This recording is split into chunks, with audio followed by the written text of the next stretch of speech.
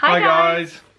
So today we're going to be doing a tips and tricks, as we call it. So pretty much our 101 things we do to prep and sort of get ready for our holiday. So these first few will be around travel, and this first one is kind of relevant for any holiday you go on, but I do think it's important to kind of reiterate it in all of these types of videos. So the first one is make sure you have all the necessary documentation for traveling to Orlando, or like I said, for anywhere you're traveling. I mean, my worst nightmare would be paying loads and loads of money for a holiday, and as all of us who have been know that like Florida isn't cheap.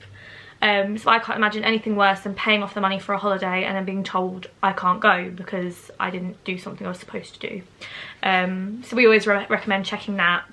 My other top tip is, and you'll probably learn this throughout the rest of this video, I'm a ridiculous planner, and I panic about everything. So I print off, he's just thinking about it, I print off everything, whether it's kind of photocopies of our passports, our flight confirmation details, our hotel details, proof that our ESTAs have been authorised, and I just put them in one of the little kind of thin folders you can get from Tesco, and I just keep that in my hand luggage. So we've never had to use the printouts.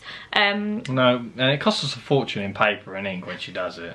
But I would rather be safe than sorry. And then our final kind of tip around the travel day is you're going to be suffering with jet lag. And this might affect you for the first couple of days of your holiday, but what we kind of suggest to mitigate it as much as possible is on that first night when you arrive in Orlando, try and stay up as late as you can. And I know that's really difficult if you've got young kids, because for them, they don't get it. But for the next 2 weeks or however long you're staying, you're going to be super busy. You're going to be walking around all the parks. So you want to make sure that your sleeping pattern gets sorted as soon as possible. So we always say... It's about 8, 9 o'clock we try and stay up to. 9 o'clock usually, but... I mean, I would aim for 10, but you're normally collapsing before then.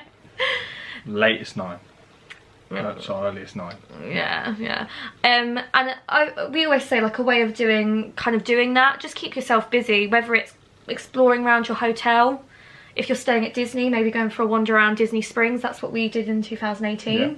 Went and had a wander. Head over to Walmart maybe and grab some supplies for your hotel room. Just keep yourself busy so that, I mean, when you're sitting still, you feel it. Yeah.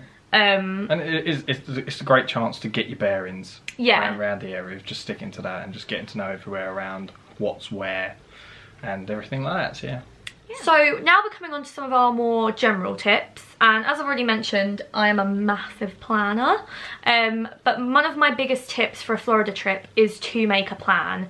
And you don't have to be like me and have the world's most detailed spreadsheet. It can be as detailed or as rough as you like. It's colour coordinated, by the way, if you want to know. Yeah, I like to make it pretty and useful. But yeah, if you're not a massive planner, the minimum we would recommend is just make sure, if you're going to Disney, make sure you book your fast passes. And if there's any dining reservations that you really do want to get in, make sure to book them at the 180-day mark, because they do go quickly. It's an expensive holiday. You want to get the most out of it. So as much as I know some people like to just wing it totally, I think to get the most out of your holiday, you should have a plan. At the beginning, I was like, no, we can't. Yeah, there's no point in doing that. Let's just go and then be on holiday. But I learned very quickly, it's nice to have a plan. Yeah. And you did do the plan, and we stuck to it to an extent. So this the next thing is make a plan, but you don't have to stick to that plan. Use it as guidelines. Yeah, I think that's the main thing. Like, when you go to Florida, you have to be prepared for plans to change. It's a busy holiday. Yeah, and you're going to change them. You're going to have, we're going to plan on doing this, we're doing that, and then you'll get to that day, and then something will crop up.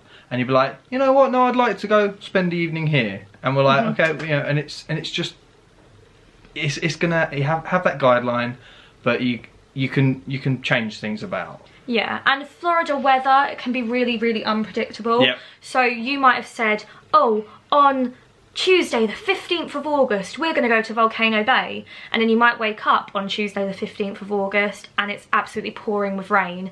And when it's storming in Florida and you're at a water park, they actually they have to get you out of the water because it's dangerous to be in the water if lightning's striking in the area. So it's not worthwhile to go to a water park on that day. So you just have to be prepared for that type of thing. Once again, if you've got kids, it is a very, very tiring holiday. So if they've been on their feet all day, you've done a late night doing fireworks, you might be going, oh, we're going to do another full day in the parks, but your kids just aren't up to it, or your husband just isn't up to it. So you need to be prepared to lay in and maybe have a rest day that hadn't been planned. You just have to see how you're feeling and go with that as well. And we know from experience, you know, he's had to tell me in the past to chill out and not be so worried about the plan, because so we gotta have a break, because it's like, people say to us a lot, it's like, it's not exactly, it is a holiday, but it's quite an active holiday. Like, yeah, most of our family, they go on like Caribbean all-inclusive beach holidays and sit on the beach. We can't do that. We like being active, but you've also got to have a, you don't want to have to come home and have a holiday from your holiday. No. So yeah, you want to feel relaxed when you come home and a bit rejuvenated. So just, yeah, be prepared for your plan to change. My rest days usually fall at the beginning of the holiday, because it's adjusting to the sort of everything, the heat and just the jet lag. It sort of adds up, and it's like, okay, we'll do a couple of days, you know, the first couple of days we're quite busy, and then sort of third day, fourth day in, we'll have a rest for like, you know, it could only be like an afternoon or like half hour by the pool, like sort of coming back or something. But it's nice to have it there, yeah. And that kind of leads us on to our next point, which is factor in rest days, which you'll hear in every tips video for Florida, but factor in rest days that work for you. So as we've mentioned, we don't like to sit still. Can't. We really can't. We get bored, and it's just not for us. So when we have a rest day, we don't just sit in our hotel room or just sit by the pool in the hotel. Our kind of rest day, we'll go to a water park for a rest day. Yeah. And for us, that will still be quite relaxed, because you'll sit on the sunbeds at the water park. Or just make sure you apply your sun cream, because somebody gets burnt. Sorry. Badly. Yes, always remember sun cream. It is very warm. But yeah, just factor in rest days that work for you. If you are the type of person who needs to lay by the pool all day and do nothing, do that. If you're someone who is a bit more active like us, even if you just take half a day sitting by the pool and then you go back to a park in the evening, do that. Like, don't ruin your holiday if you don't want to just sit there and do nothing. Yeah, because like, we went one day, for example, we went to, I think it was, can't remember what it was. It was a park. We then come back and had a went by the pool, had a freshen up, and then went over to Disney Springs. So, and it just worked, you know, it worked perfectly. So. Staying on the topic of rest, our next tip is to remember to rest and kind of rejuvenate and hydrate and refuel when you're in the parks. And this is a really difficult one to remember to do, because, I mean, for example, anyone who loves Disney, when you're walking down Main Street, it's really easy to just be taken in by the shops, the sights, the colours. There's always shows going on. You might be walking around Universal and you spot a character, or you see that a roller coaster only has a 5-minute wait, and you'll put off that drink you've been wanting for the last hour for another 10 minutes while you go on a ride. Yeah. When actually, you know, that ride will still be there after you've stopped and had a drink. Yeah, it makes all the, because we made that, we've made early trips, we made that mistake, and it's like, oh, we're knackered here. Yeah. And then, you know, it takes it out of you, because you're doing all this walking, and like, you know, you'll have snacks and all that, like the salts and sugars, but you're not keeping your fluids up, and it makes all the difference. And for our last trip on our honeymoon, that's one thing and that was me putting my foot down. It's like, okay, we're going to get a drink now. Okay, we're going to get a snack. And it's like right, no, let's stop here, 5 minutes, have a drink, just have a breather. and it makes all the difference. Yeah, 100%. And like we said, if you're going in the kind of summer months or around October, it's if you're going in the summer months or October and it's kind of the storming seasons, it can be very, very humid in the days, and when like us, you will sweat like a pig. You will be sweating, so all that water that's coming out, you need to be putting as much back in. So just make sure you are stopping for those drinks. As well, food counts as well. You're going to be burning so many calories walking around the park. On our first day on our 2018 trip, by 10 AM, we'd already done our 10,000 steps. Yeah. Just tweaking onto that. No attention, obviously. I'm relaxing myself. It is the weekend, but one thing I have to remember is, like Epcot, prime example, my favourite park. I usually have a pint of Boddingtons in my hand, and one thing I have to remember is to keep up with water, you know, because I may be drinking a lot, but it's alcohol. Our next tip, once again staying on the topic of food, is if you are able to, definitely share meals. Yeah. And we've said this in the past, American portions are huge. Yeah. And actually, and once again, sorry, we are kind of trying to be as general as possible, but because we go to Disney more, I'm tending to use that more for our examples. Yeah. But Disney especially is quite expensive for food in the parks, and we really noticed it on our trip last year. Luckily we were on the dining plan, but if we hadn't been, we found that a burger and chips for David and chicken nuggets and chips for me would have came to about $40. So it is pricey. Yeah. And if you are able to, if you're not overly hungry or you just want to save a bit of money, we do it quite often, unless we want different things. Yeah, not last year, the year before. First year, 2016, wasn't it? And 17. Yeah. We shared a lot more. Yeah. Because it is obviously hot. Like when we're hot, you don't have as much of an appetite. So it's like, you know, going back again, it's like factoring in the breaks for food and drinks and all that, and it's like, okay, you know, we've got to have a bit of a top up, let's share a nugget and chips. Yeah, because you won't eat a burger. No, that's the thing, I don't eat burgers, so if David really wants a burger and I'm really wanting chicken nuggets or something else, we'll have separate meals. And that's the thing, if you don't want to share meals because you've got different tastes, or someone in your party's got dietary requirements or is a vegetarian or something like that, you can also order kids meals. So if you want a slightly smaller portion, that will also save costs. And yeah, once again, it's not all about saving costs, it's just that portions are huge, and you don't want to spend a lot of money for food that you're not going to finish. So yeah, our next one is something that we're probably going to talk about as we get closer to the trip. But I always kind of recommend, and this is something we've only just started doing recently, I always recommend making a bucket list of the top 10 things you want to achieve on your Disney trip. And which is usually trying food and drink. Yes, for us, we're big foodies, so a lot of that focuses around that for us. Yeah. But what we do is David will make a list of 10 things, I'll make a list of 10 things, but what it means is if we don't achieve anything else but just those list of 20 things, we'll be happy, because there's so much to do at Disney, you can't do it all. So if you make a kind of filtered list of the things that are your top, like you really want to do them, if you leave without doing them, you'll be disappointed, and focus on those, and anything else is a bonus, you'll leave quite satisfied, I think.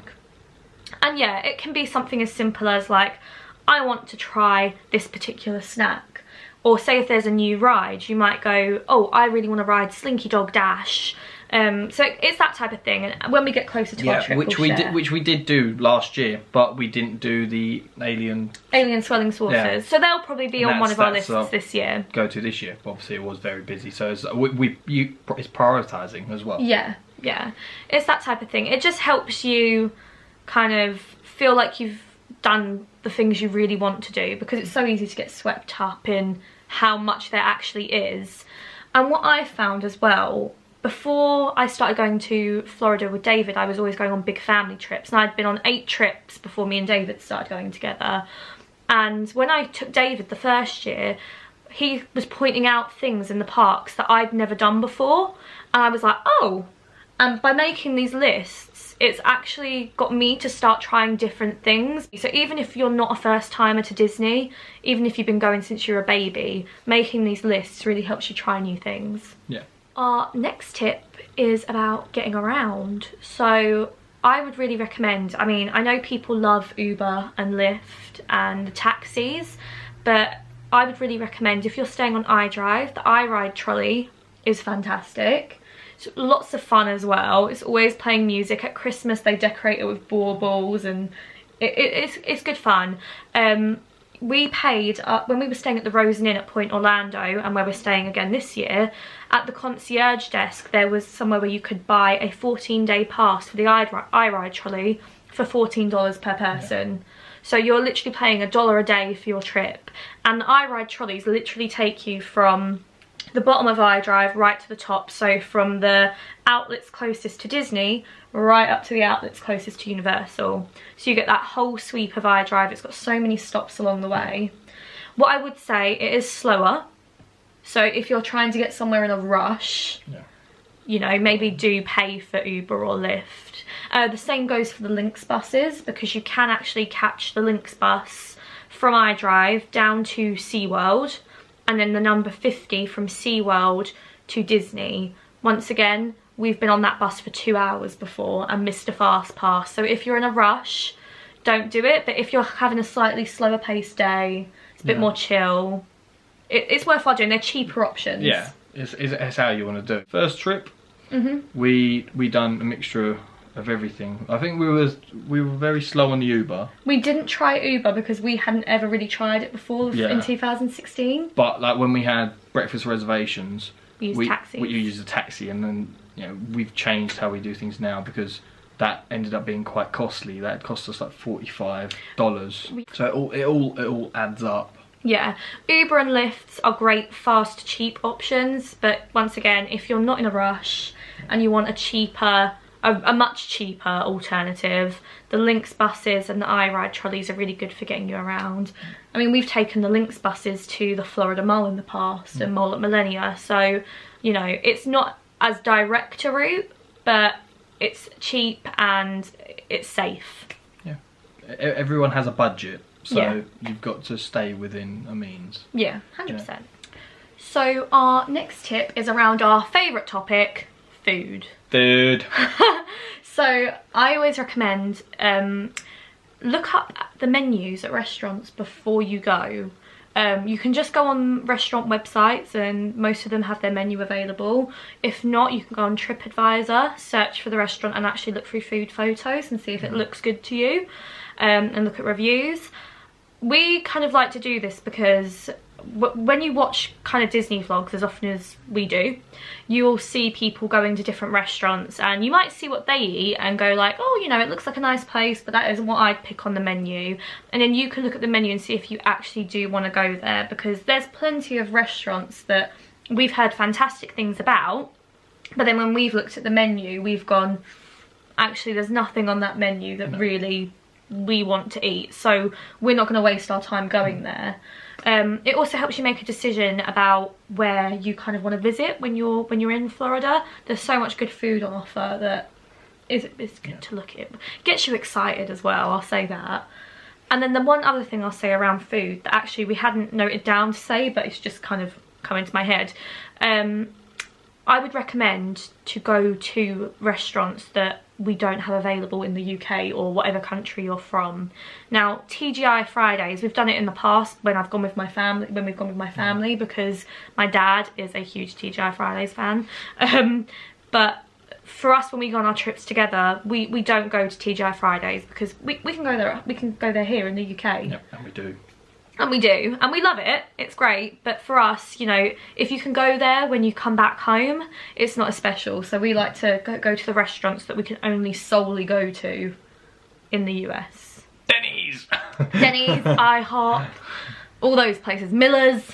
Yeah. So we will at some point be doing our big food recommendation video, so look out for that. And then our next tip is to scout merch before you go. This year I've been looking at what I want to get. You know, not planning completely everything I'm getting, because you're going to go around and go, oh my god, I You'll want that. spot something that you haven't seen online. But I'm you know, individually we're sort of getting an idea of what we want to get, and like already I know that to the side there's stuff I want to get that's worth about $200. So I'm gonna, you know, I need to make sure I've got that aside, that doesn't affect any of our travel and food and everything like that. Yeah. So that's a big thing. Yeah, it's definitely handy. I think as well, it's so easy. I mean, Disney especially are really good at reeling you in, and sometimes you'll walk around the shops and you'll pick up things that you don't need and don't really want. Gotta have. Yeah, but you'll buy something and you'll get it home and you'll look at it and go, what am I going to do with this? Or, I'm never going to touch this again. And it's because they're so good at marketing. I mean, you know, we all know it, but it helps you, I think, if you look before you go and you kind of make a list of those things you really do want and you really know you're going to use or wear or whatever, then you know you're going to come back with money well spent. You're not going to look at anything and go, God, I wish I'd spent that $50 on something else or that. So I think it helps in that sense as well. Our next tip is actually around Universal, and I will say that I know some people who go to Florida are Universal people. Yeah, die-hard Universal fans, but we're not. We're Disney people more than anything. So this is kind of our one tip that we have around Universal. Start at the back of the park and work your way forward. And I think my best example of this is in Universal Studios. You walk through those front gates and immediately on your left is the Despicable Me ride. Now, if you're getting there at opening time, I can guarantee the minute you walk through those front gates, Despicable Me is going to be at a 40-minute plus wait. On average, obviously it depends on the time of year you're going, but people will immediately, it's just instinct to rush to the first ride you see. So I would recommend going right to the back of the parks and working your way forward, because by the time you've done everything else and come back round, Despicable Me is going to be a 5-minute wait. And next we have our Disney specific tips. So the first one that we have is get a magic band. So some people don't think this is a necessity, and it's not a necessity. I do agree it's not, but it makes your life a hell of a lot easier. Yeah, like admit you can get, obviously you can take your card out of your purse each time you got to do it, or you can get the lanyards with the card on, but overall I think with the magic band it's a lot more swift. For me personally, I find it to actually be safer in terms of keeping an eye on your belongings, because it's just I feel uncomfortable with constantly us taking a rucksack off of our backs or opening our purse to be getting a ticket in and out. I worry that I will pull my card ticket out of my purse and money will fly out, or someone might see how much money I've got in my bag or purse, or what if you forgot to zip up your bag properly. And I know these are all hypothetical situations. And it's worrying overkill, but yes, still. But it's, for me, I feel more comfortable with a magic band. And it's also, when you think of the frequency now that you need to use your tickets or scan your magic bands, you know, for fast passes, for photo pass photographers. Stopping on the fast pass, that is one of my favourite things for a magic band, because you can be hanging around waiting for your fast pass to start, and you're seeing everyone else start. And I know you can prep with your card and everything like that, but having the magic band, like especially like when you just get there and it's like it's a big crowd and it's like everyone's sort of everyone's sort of bundling around trying to get there and get ready and get everyone in. Everyone's like hunting in their bags. You can just quickly go in there, boop, you're through, you're gone. Yeah, and you jump about 6 people who are all fiddling around in their bags trying to find them. So it makes life so much easier. Not a necessity, but we would does recommend. have its benefits. Yeah. This next one is something that we found super useful. So when we last stayed off site, so this was either 2017 or 2016 we first did this, we stayed at the Magic Kingdom one night until park closing. So as you can imagine, when the park closes and everyone's making their way out, we were just at the back of this queue to get onto the monorail to go back to the transportation and ticket centre, and it was moving super slowly. The monorails weren't coming that frequently. I actually think there'd been some maintenance going on with the monorails. It was shocker that night. We sat there and we were like, we do not want to deal with this. So we actually decided to hop on a bus to Disney Springs and take an Uber from Disney Springs back to our hotel. Now, this was so much faster. Yeah. So much easier. Because the buses were, like, all of them that were coming, like, no one was going to them. It was just all empty. So we literally were, like, one of the only ones that jumped on the bus. Yeah, it was an empty bus. Admittedly, some nights we've done the same thing and it has been busier.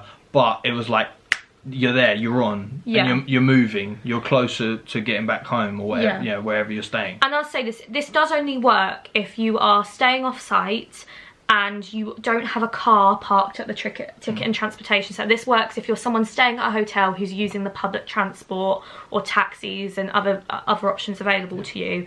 But it's actually, if you're using Ubers, by the time we got to Disney Springs, it actually worked out cheaper for us to get an Uber from Disney Springs than it did to get one from the ticket and transportation centre. So not only was it faster, it was cheaper. So because you're cutting the miles down. Yeah. So there's ways of kind of beating the crowds and saving yourself from waiting. So they are kind of all our individual tips, but what we kind of want to leave you with is if you watch Disney vlogs or Disney YouTubers, you'll probably find that there's so many of these tips videos, and some of the tips will work for you and some of them won't. So my biggest tip with Florida holidays is just tailor it to you. So many people go to Florida, and it might even be a colleague at work. They'll come back and go, oh well, we did this and it really worked for us. It might be about hotels, it might be about staying on site versus off site. Everyone's got different preferences, everyone's got different budgets, so it's... What works for one person doesn't work for another. So the best thing is, from this, do your research. Take in multiple options of the same thing and go, that one, that one. Yeah, and if you are fortunate enough to go to Disney regularly, you will learn from experience. I mean, the way we do things now compared to how we did them back in 2016 and how my family did things growing up is so different. Yeah. Because you learn, each time you go, you learn something different. So yeah, that is this week's video. Yeah. Hopefully you've enjoyed it. If you've got any tips and tricks that you think would be helpful to us, just from what you've slightly learnt about us, let us know down in the comments. Yeah. And we can learn something from it as well. Yeah. Thank you so much for watching. Thank you, and hopefully see you again soon. Bye. Bye.